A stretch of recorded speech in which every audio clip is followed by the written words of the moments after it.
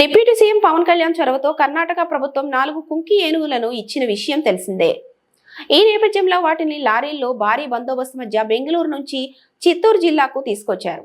బుధవారం రాత్రి 9 గంటల సమయంలో పలమనేరుకు చేరుకున్నాయి. వాటిని చూడటానికి పలమనేరు ప్రజలు భారీగా తరలివచ్చారు. ముసలిమడుగు సమీపంలో వీటికి వసతి కల్పించనున్నారు.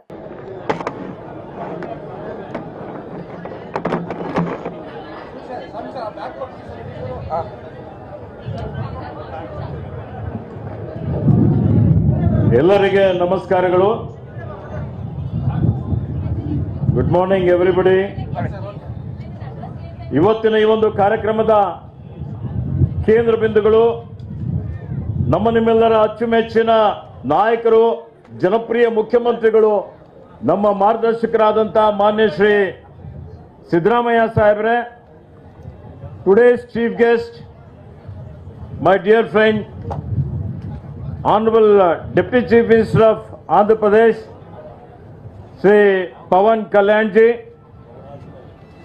ಇಲ್ಲಿ ಈ ಕಾರ್ಯಕ್ರಮದಲ್ಲಿ ಅನೇಕ ನಮ್ಮ ಸಚಿವ ಸಂಪುಟದ ಸದಸ್ಯರುಗಳಿದ್ದಾರೆ.